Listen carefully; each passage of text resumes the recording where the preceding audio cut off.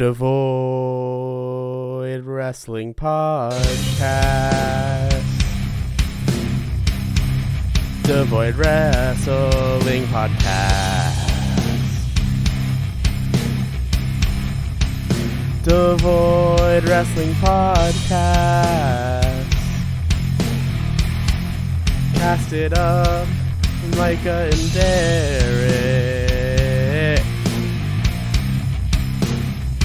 Well, get ready for something you will have never wanted to know. You sadly saw it coming, but I guess you should know. Devoid Wrestling Podcast. Hello, everyone, and welcome to this week's episode of the Devoid Wrestling Podcast. I made a mistake. I decided to have us watch and review Fall Brawl 2000 as a punishment to Micah. Little did I think that this would also be a punishment on myself. You'll find out more in a bit, but whoopsies. Guess you're going to have to just watch a regular review. The real punishment will be coming next week on the Specifically Devoid podcast. And trust me, this is not going to be a punishment for me, and it's definitely going to be a punishment for Micah. I'm literally so nervous about what it could even possibly be. Beware, because it's going to suck for you, I think. Unless you accidentally enjoy it, in which case, shit. I will highly be surprised if I like any surprise coming your way. Speaking of which, this thing, Fall Brawl 2000. I think thing is the best way to describe this pay-per-view. Yes. Yeah. So I did some homework because I'm a good little boy. This happened at the HSBC Arena in Buffalo, New York, which doesn't exist anymore. It's a different stadium. There's an attendance of 8,638 people. This happened on September 17th, 2000, with 75,000 pay-per-view buys. Now, for context, a week later was WWF's Unforgiven, with an attendance of 18,092 people, and the main event of that was The Rock versus Chris Benoit versus The Undertaker versus Kane for the WWF Championship, and that had 605,000 buys. So you can really tell that WCW was on the up and up. Yeah, they were. Do you think there were still the people that were like, "Oh, WCW's gonna beat WWE"? Just you wait, just watch. It's just a rough patch right now. It's just been a rough patch for about a year. God. This is the roughest patch in WWE. It sure did start with the roughest patch. How about that weird-ass intro with action figures? I was not prepared for this. Matt Cardona and Brian Myers, eat your heart out. Yeah, this was just bad. Like, I have nothing else to say, but, like, this was just, like... This literally looked as if a film student who just woke up and had something due today did it was a like, thing. Do you remember the Parks and Rec scene where Ben makes the claymation and it's like really bad and 2 seconds long? That's how I felt watching this. Is it like that scene in iCarly where Spencer tries to make claymation? Because I watch real television shows. Yeah. iCarly's a better TV show than Parks and Rec. It's not a hot take because it's just a fact. Oh gosh, all right. Strong disagree, but it's okay.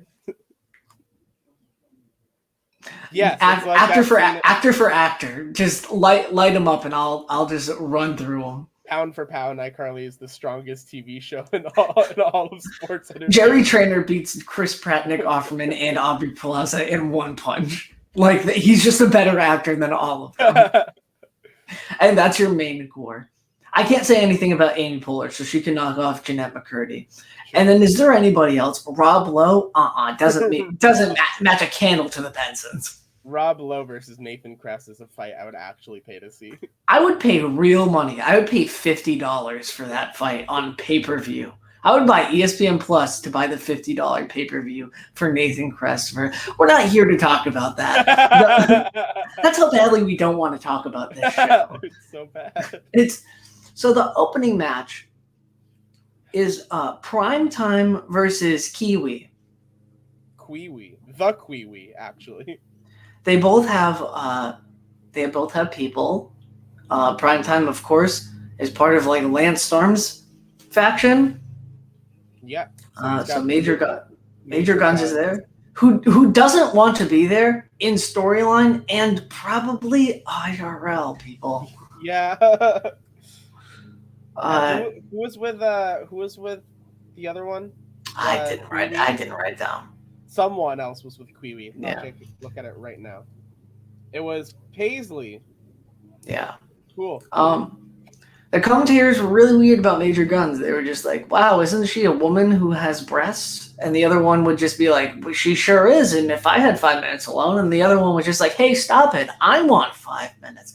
And it's just like, oh my God, this is the most like 90s thing ever. And guess what? It's not even the 90s anymore, guys. It was like if there was 3 Jerry Lawlers in the commentary. Oh my God. I thought Tony Schiavone was going to shut it down. Nope. No. Nope. Tony Schiavone of 2021 would shut it down. Tony Schiavone of 2000? No. I almost said 2000 and I stopped myself because I was just like, that sounds bad. Y'all ever seen Fall Brawl 2000? I mean, it kind of rolls off the tongue. It does, but it's completely unnecessary. Oh, it's so bad. Yeah. I have written down, this match sure does exist, but it's a cruiserweight match that is just so slow. It was a clumsy match. It was like not a regular WCW cruiserweight division match. It was just like, it was a match that happened, and I feel like they were trying to do more than they could. Yeah, that springboard that just like destroyed a $20,000 camera. Yeah. I'm not sure if that was supposed to happen. It definitely wasn't. I don't know. They kind of talked about it a little too much. Maybe they shouldn't have. Well, maybe that was them being like, shit, someone's going to have to pay a bunch of money for this camera. Yeah. Then the Natural Born Killers come out and they just stand at the top of the ramp. Yeah. And then mid-match, they're just like, look, it's Kiwi's second personality. And I'm just like, is his second personality also a wrestler? And is that wrestler Luthez? Because he just does a Luthez press, and then they're just like, it's his second personality. And I'm just like, what? Are you sure? And then Mike Sanders hits Kiwi with a stickball bat because this is Brooklyn in 1943. That's above average, Mike Sanders. He's above average, which means he's... And then I just have written in quotes, Wesley was better during the Attitude Era. Absolutely not true. Like, holy crap. God. Oh my God, we got to do stars, right? Primetime hits the Playmaker. It's not called the Playmaker. It's called Overdrive, but that's what it should be called. And it's still not a good move here. Yeah. I put this 1 out of 4 stars. Yeah, 1 out of 4. It was a match. It happened. It was a match. There was like some cool stuff, but like, this is the same cruiserweight division that had Eddie versus Ray. Yeah. And Ray versus Chavo. Yeah. Jericho versus Hoovy. I mean, I have down just between matches, Mike Madden is the reason WCW doesn't exist. He sure is like just the worst person. And they have him down as like the most handsome TV personality. And I'm just like... The most handsome big man on TV. I'm just like, who is this guy? First of all, I've never heard of him outside of WCW. There's a good reason, I guess. Yeah. The commentary team besides Schiavone is okay. And even Schiavone. Yeah, which is surprising because Schiavone's like really good. Yeah, I was just like, where's Bobby Heenan? Right. Because he's not dead. So where is he? Gosh, yeah. That match sucked. The next match is 3 Count versus the Misfits in Action. Now you remember 3 Count faced off against the Young Dragons. Yeah, the Young Dragons in like a double ladder match.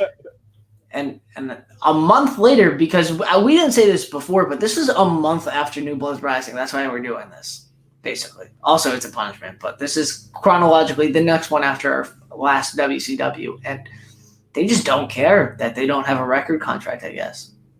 Yeah, it did not faze them at all, and they just started fighting different people. Yeah, they come out with skim boards, which I thought was just wild because, like, that just shows the age. Yeah. Yeah, no, absolutely.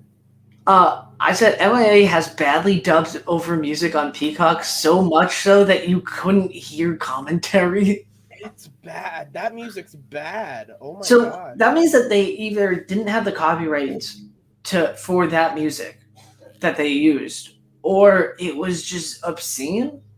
Because I can't think of anything else. Because the same thing happened in the previous one with what's his name? Was it with Skipper? No, the commissioner guy. Oh gosh, the cat, right? Yeah, Terry. His dub music is terrible. Yeah, but it was at least better than this. Yeah, it was like they just searched up generic music. They didn't even try to make it like fit. Yeah, Misfits in action. And then I said, "Look, it's AEW's Chavo Guerrero Jr." But he's not called Chavo Guerrero Jr. Was it Captain Loco, Lieutenant Loco? Lieutenant Loco. I hate the Misfits in action. Yeah, for a large part of the match, I couldn't tell who was the face and who was the heel. They're like you're both like tweeners. That's what it is. The Misfits in action. They just took a bunch of people who weren't doing anything and put them in camo, and then gave them stupid names. Okay, but two of them have like the same camo, and one of them has just different camo. They were like, we can't find camo this big, so you're just gonna have to be different. Right. 3 count does a magic killer, which they were just like, I've never seen this move before. And I was just like, it's a magic killer. It's just a magic killer. Wait 10 years. There was a nice wheelbarrow German by Chavo. That was like a nice move. Oh yeah, I mean Chavo is always great. You'll always get a good match when Chavo's in the ring, for sure. This was a better match than the first match. I'll say that. The ref pushes down Shannon Moore after he like gets in his face after a near fall, and I'm like, yeah, let's go.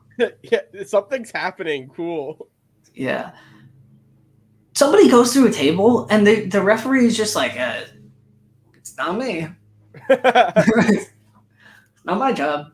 When it clearly is. Right. Like, that's definitely your job. Right. And then a spinning driver for the MIA win. I gave this a 1 out of 4 star. I thought it was better, but I didn't think it deserved anything else. I give it a 1 1/4 out of 4. It was slightly better, and that's a little too generous. 1 1/4? Yeah. I don't know. I thought I was being too generous with the 1 on the first match. Oh, don't worry. I got I will be honest with you. I hate the Harris brothers so much, I skipped this match. Oh, I got you then. But in the meantime, Kevin Nash big leagues the kid because he only has $1.25 for an autograph, which I thought was very funny and probably accurate. Like, I don't want to say it's accurate, but like probably, right? It's gotta be accurate. WCW love doing that type of stuff where it's like if it's close to real life, they'll make it too much a part of the storyline. Yeah. So this was a chain match, and just before, I believe it's Kronik, it's just like, let's make this a first blood match. So it's a tag team chain match. So one member of Kronik's is tagged to one Harris brother, and the other one is tagged to the other. And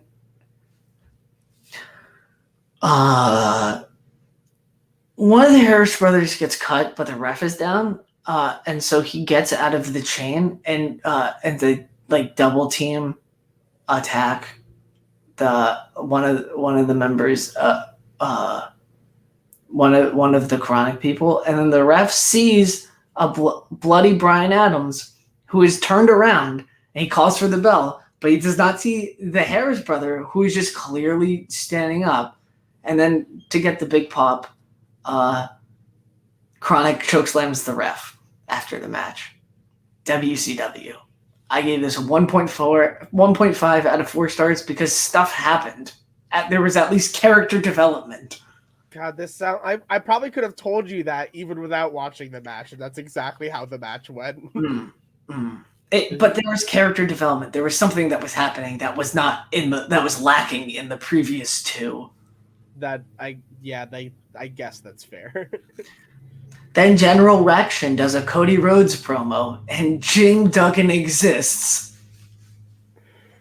Oh, General Rection. I'm not going to say it because, It's the worst name of someone who's won the U.S. title in the past. It's true, but it's not worse than Jim Duggan, who is probably a lovely man in real life. It's 2000. But maybe it's just that it's 12 years past the shtick of Go America and here's a 2x4. Well, at least that Jim Duggan is literally the kid from Ed, Edd n Nutty all grown up with the fucking plank. This 2x4 is plank. Yeah. Lance Storm cuts a promo at the beginning as he walks to the ring. He comes with a microphone. And I'm like, oh great, this is what everybody loves WCW for. Lance Storm knowing English. They do the Canadian national anthem. Also, I wrote down Lance Storm is for immigration because he's just like, it's just a couple miles to the north and you could be in Canada. We'd love to have you, Buffalo. He's not healing it up, but he's just like, yeah, Canada. Yeah, he's doing the Lance Storm shtick, which is the best part of WCW at this time. Major Guns look like she'd rather be anywhere else. Me too. Jim Duggan's theme is the Washington Post, which might be the most on the nose thing. Yeah, it's and very I want that to be dubbed over. I was trying to listen for it to be dubbed over, and it wasn't because it's not copyright. Right. It was like, hey, remember, America, right? Well, this guy's from there. Haha. Right. There's a big German suplex by somebody. I didn't write down by who. Yeah. This match only exists for Jim Duggan to turn heel. So I said, USA? He was getting up there and had no right being there, but also at the same time, I feel like Jim Duggan doesn't work as a heel. Right.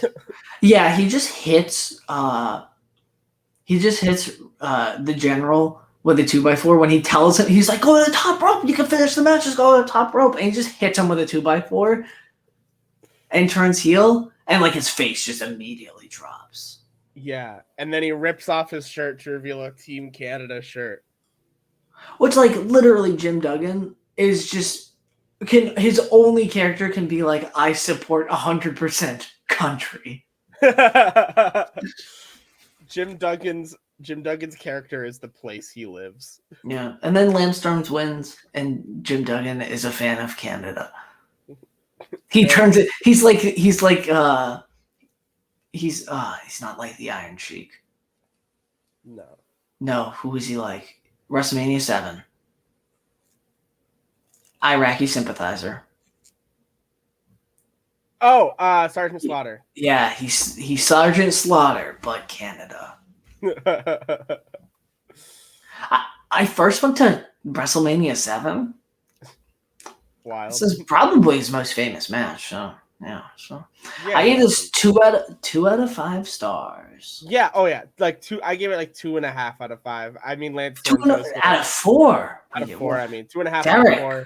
Derrick, that's already a wrestling thing. We can't give anything out of 5 stars anymore. Then we're just copying. But if we do out of 4 stars, it's our own thing. I give it 2.5 out of 4.9 stars. Nice. Nice. The Filthy Animals versus the Natural Born Thrillers. I tried, people. I really tried. Yeah.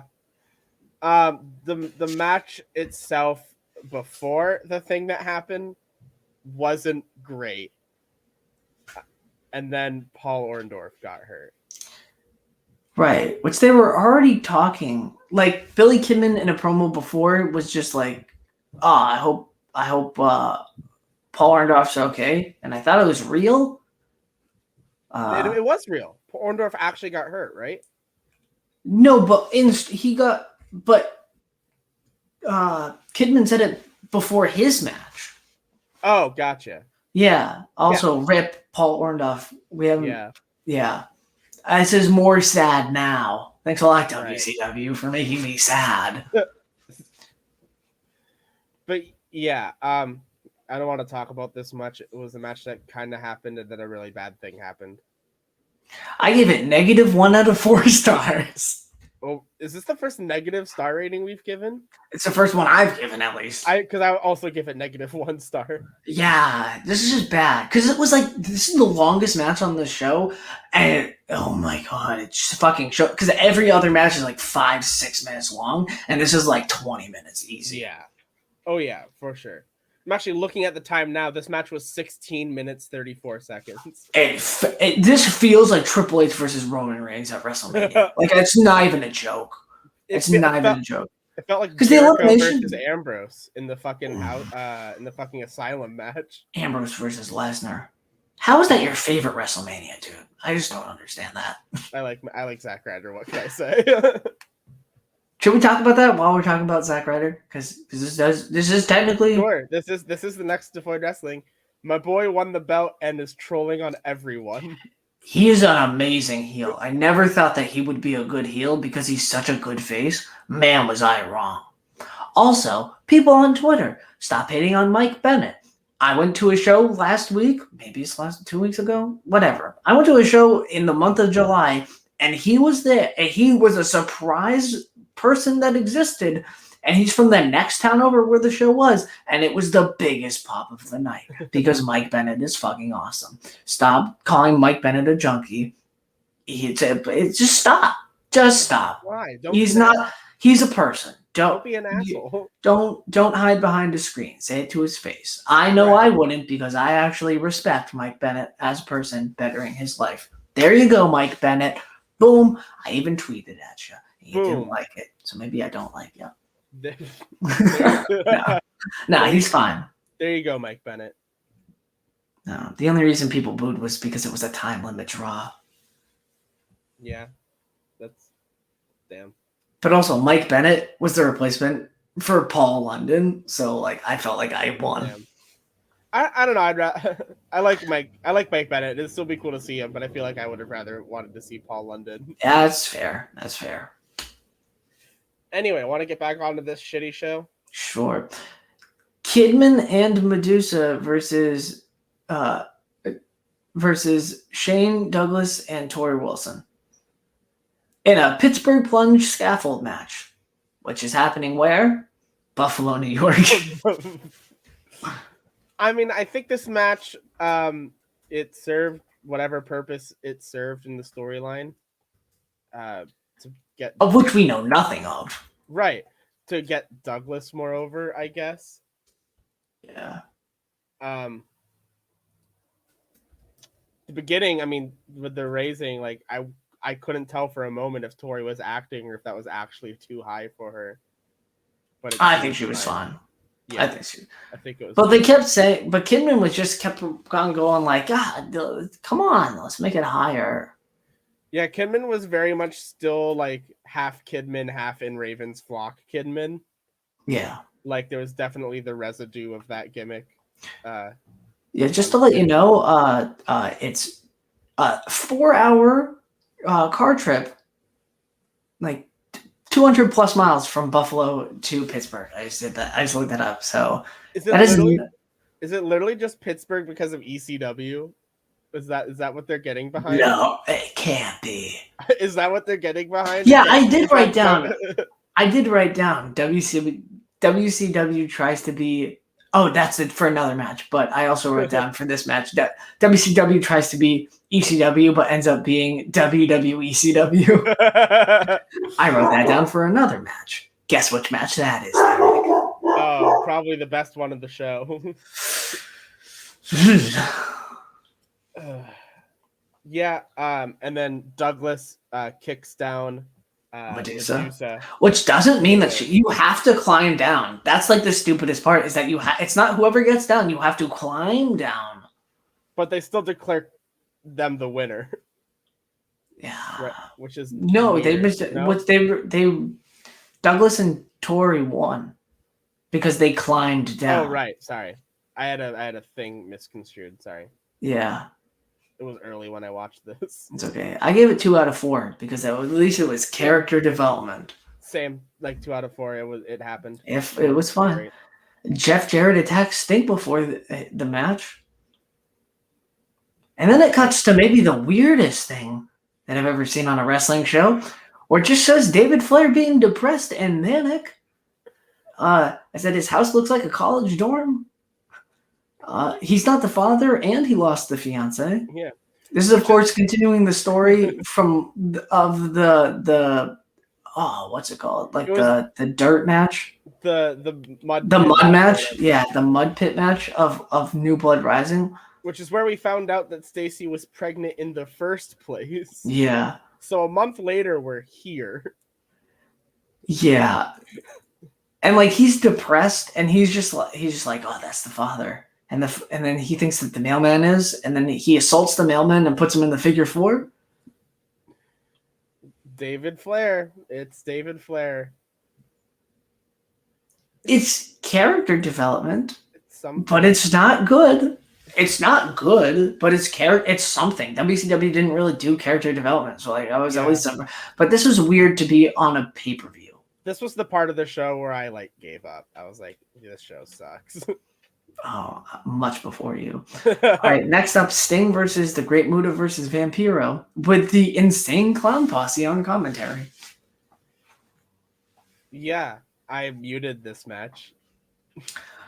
Oh, it was unbearable to listen to. All I have down is Sting hits the Scorpion Death Drop for a win after 5 minutes of absolutely nothing happening. That's this whole pay-per-view. It's like someone hits a finisher after 5 minutes of a match. Yeah, I have 1 out of 4 stars because Sting wins. Lol. I have 1.25 stars only because Sig's match last month was a minute against the Demon. No, I didn't even take that into account. And I'm pretty sure I put that down as 0. So this is still an improvement. Up next, Mike Awesome versus Jeff Jarrett. This is where I also have down. So WCW tried to be ECW, but was more like WWECW. You have to remember, this isn't just Mike Awesome. This is that 70s guy Mike Awesome, who is different from the fat chick Thrilla from last month's pay-per-view.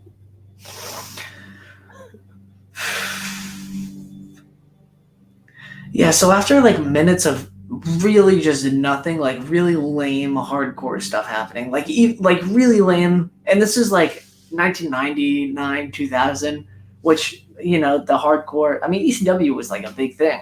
Right. So, then I said, who are these people? Oh, they're the Buffalo Bills, because we're in Buffalo. Why? It's probably the only sports team WCW could get at the time to go to their shows. Yeah. And I say, Gary Coleman? Like, what? And then never mind, Jarrett hits him with a guitar. And like, clocks. Like, this guy is not selling. Like, I'm convinced that this guy is dead. Maybe he's just really good at selling and he tricked you. Maybe. And then guess who pops up the match after he won? It's Sting. Oh, wow, crazy. And he Awesome wins after Sting hits Scorpion Death Drop. I never saw it coming. Wow. Cool, great. No, this match sucked. Yeah, what'd I give it? Oh, what a shock. 1.5 out of 4 stars, just because I was just like, well, Sting interrupting the match after is at least something I didn't think it was going to happen, you know? 1.25 for me. Just, no. I mean, it's Jeff Jarrett. I hate Jarrett, so. Next match, it's Goldberg versus Scott Steiner. Ooh. It's the second longest match of the night, and Goldberg's in it. Yeah, I just immediately said this is bad. I have a lot of quotes.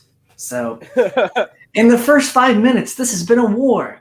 It's been 90 seconds. You can calm down, Tony. They literally talk about, like, this is the most brutal 5 minutes of opening of a match. I'm like, it hasn't been 5 minutes yet. Like, we're still in the opening minute of the match. You can't say that. That's like saying in January 20, this is the best year of all time. Like, that's not how that works at all. Also, you still be wrong in the beginning of January 2020 if you said it was the best year of wrestling. Yeah. I've never seen power like that. Goldberg has been a thing for 2 years, and it does more impressive things than lift Scott Steiner up and flip a tombstone. Why the fuck is Russo there? Who is this woman? This is incredible. It's a real quote. Russo appears with a woman, and the commentary team just shouts, "This is incredible." It is certainly not incredible. Just any Russo appears with a woman. Yeah. The woman just kicks Goldberg, and the referee's just like, yay. Because a no DQ match, so like, what's she gonna do? But like, why wouldn't the woman just attack Goldberg? She just like kicks his foot off like the rope or something. I don't know. This match is bad. Steiner puts Goldberg in camel clutch for like seemingly ever. Goldberg gets out of it, and then Steiner just puts him back in, and makes Goldberg pass out. And then Russo does Russo shit, like hulking out of his shirt. I hate and does like the Jericho pin. I hate everything Vince Russo on screen. Yeah. It's just so bad. 0 out of 4 stars. This was just 1/4 of a star. Wow. 0.25 stars. You were more generous than I am. It was not worse than Sting versus the Demon. Yeah, but this stole time from me. And your main event in a steel cage match, Kevin Nash versus Booker T for the World Heavyweight Championship. This match was okay. This match is almost the best thing on the card. This match was like the best match on the card because it was all right. Because things happened. I said, is Michael Buffer contracted to WCW? Yep, he only did main events on pay-per-views for Hogan and other people. Which Hogan, hilarious. Not on the card, because Bash at the Beach, suing WCW. Which was 2 months beforehand, right? 2 months before, yeah. Yeah, so they have a match that is an okay match in a steel cage. Mm-hmm. Just typical cage match stuff, just like throws him into this, I block it, I throw you here. They're really inventive. Kevin Nash bleeds a full serving of blood. That's what they said. Is that what's served in that restaurant that has the quality picture-in-picture? It's a full serving of blood. Booker T finally wins with a bookend. Sure does. 1.5 stars out of 4. 2.25 stars. 2.5 stars. Nice. Around there. And just for context, The Rock also won with a rock bottom. He pinned Chris Benoit. So 2 pay-per-views in a row had the same main event finish. So that's wild. I found that interesting. What do you give the show overall? I put the show overall 1 out of 4 stars because this really just wasted my time. And because it was on Peacock, I got even angrier as time went on because I had fucking ads. At least when we did this, when it was New Blood Rising, we didn't have any fucking ads. Yeah, I give this also 1 out of 4 stars, and I feel like I'm being generous with that, honestly. I gave something a negative star rating, Derrick. Like, that's how bad this was. I gave something negative 1 out of 4 stars. It wasn't even bad in the fun way, like New Blood Rising or like. Oh my god! At least New Blood Rising had like weird shit, like the Tank Abbott shit. At least there was that. Yeah, this show was just like an episode of 2021 Raw that you had to pay for. Oh my god! Could you imagine paying like $40-$50 and like getting this hot garbage? Could you imagine paying $50 for a ticket in the grandstands and this is what you got? And they were still around for another like bit after after this. Yeah, 6 months. 6 months or so, yeah. I know this is why WCW went under, this show specifically. First it was Tank Abbott, then it was this show. We'll check out our next WCW pay-per-view when we get even angrier that WCW still exists. God, if we keep going in order, what's next? Oh, Halloween Havoc 2000. Oh, that could be a good show. Which one's the one with the Hogan Warrior match? Is that 99? 97 or 98. Okay, so it's not the really, really bad one. No, it's still bad. Well, yeah, it's gonna be. It's 2000 WCW. Yeah. I bet the main event is Booker T versus like Scott Steiner.